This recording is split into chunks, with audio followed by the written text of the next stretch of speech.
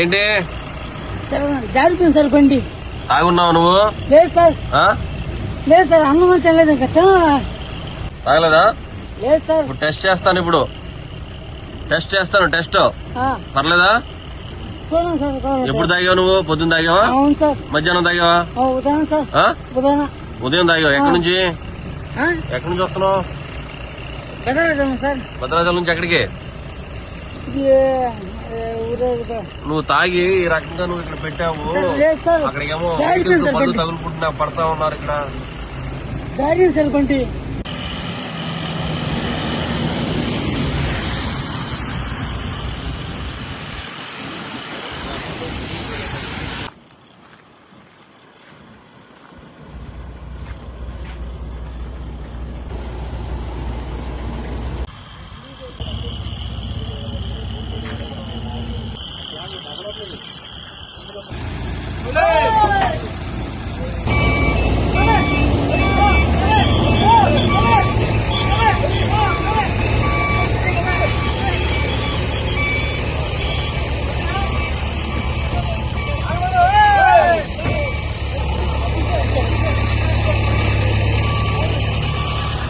డ్రైవర్లకు, లారీ ఓనర్లకు ఒక హెచ్చరిక.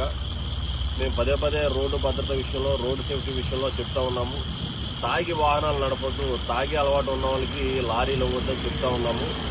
ఈరోజు మైలవరం హైవేలో జోరును వర్షం పడతా ఉంది. ఆ వర్షంలో ఈ యొక్క లారీ ఏదైతే ఉందో లారీ డ్రైవర్ తప్ప తాగి రోడ్డు మీదకి వచ్చి రోడ్డును క్రాస్ చేసి అవతల వెళ్లే లారీ తీసుకొచ్చి అవతల పెట్టి ఈ విధంగా ప్రమాదకరంగా ఈరోజు బండి ఇక్కడ ఆగి ఉంది. లక్కీగా మేము రౌండ్స్ లో ఉన్నాం కాబట్టి వెహికల్స్ చూసాం కాబట్టి ఆగాము. లేదంటే కనుక కోణానికి తగులుకుని చాలా మంది మా ఎదురుగానే బళ్ళు వాళ్ళు దాని కిందకి వెళ్ళిపోయి తప్పించుకుని వెళ్లే క్రమంలో మేము ఇక్కడ ఎన్ని సిగ్నల్స్ అన్ని పెట్టి ఈ ప్రమాదం జరగకుండా చాలా సేపటి నుంచి గంట నుంచి బండిని తీసే ప్రయత్నం చేస్తాం. దయచేసి చెప్తున్నాము, తాగి అలవాటు ఉంటే తాగి మీ ఇంట్లో దొల్లండి, మీ ఇంటి పక్కన ఉన్న డ్రైనేజీలో దొల్లడం తప్ప రోడ్డు మీదకి వచ్చి బళ్ళు తీసి లారీలు తీసి అమాయక ప్రజల్ని, అభివృద్ధి ప్రజల్ని, ప్రయాణికుల్ని రోడ్డు పాలు చేసి మరణం పాలు చేయొచ్చు దయచేసి. అలాగే ఓనర్లకు చెప్తున్నాము, ఇలా తప్పు తాగి అలవాటు ఉన్న వాళ్ళకి తాగి బళ్ళు తీసే వాళ్ళు ఎవరైనా మీరు వాహనాలు ఇచ్చారంటే మాత్రం మీ మీద కూడా కేసులు కడుతున్నాము. ఇతను డ్రంక్ అండ్ డ్రైవ్ టెస్ట్ లో తాగానని చెప్తున్నాడు, అతనే చెప్తున్నాడు. ఏంటి దీనికి పరిష్కారం అంటే నన్ను చంపేయండి అని చెప్తున్నాడు. అంటే ఏం మాట్లాడుతున్నాడో తెలియని స్థితిలో డ్రైవర్ ఉన్నాడు. అలాంటి వ్యక్తులకి మీరు ఇచ్చారంటే, వాహనాలు ఇచ్చారు అంటే మాకెలా తెలుస్తుందని మీరు అనుకోవచ్చు. బట్ అలవాటు ఉన్న వ్యక్తిని మీరు ఇవ్వటం, అలాంటి అలవాటు ఉన్న వ్యక్తికి మీరు ఇవ్వటమే తప్పు. పైగా అతను చెప్పే సమాధానం కానీ ఈ రోజు ఆ అవతల నుంచి యువతల క్రాస్ చేసే క్రమంలో ఏదైనా ఒక ఫ్యామిలీ, ఒక కారు, ఇంకోటి ఏదో బండి వచ్చి ఉంటే ఈ రోజు ఆ కుటుంబాలు రోడ్డును పడిపోవాల్సిన పరిస్థితి. మేము కనుక దీన్ని గుర్తించకపోతే అతను బండి యాక్సిడెంట్ చేసి లోపల పడుకున్నాడు, తప్ప తాగి పడుకున్నాడు. ఏదన్నా దీన్ని గుద్దుకుని ఉంటే వాళ్ళ కుటుంబాల పరిస్థితి ఒకసారి ఆలోచించండి.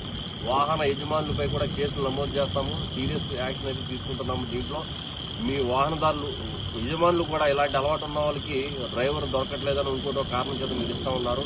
మీరు కూడా బళ్ళు ఇచ్చిన తర్వాత మీరు కూడా ప్రశాంతంగా ఉండలేరు. మీ గుడ్లు కూడా ఎక్కుతున్నప్పుడు భయంగా ఆడు ఏం చేస్తాడా ఏంటని భయపడుతూ ఉంటారు. దయచేసి రోడ్ ఎంత పోయినా పర్లేదు, మీకు లాభం రాపోయినా పర్లేదు, బండి పక్కననే పెట్టండి. కానీ తాగి అలవాటు ఉన్న వారికి, తాగే వాళ్ళకి మాత్రం దయచేసి బండి వద్ద మాత్రం హెచ్చరించడం జరుగుతుంది. Thank you.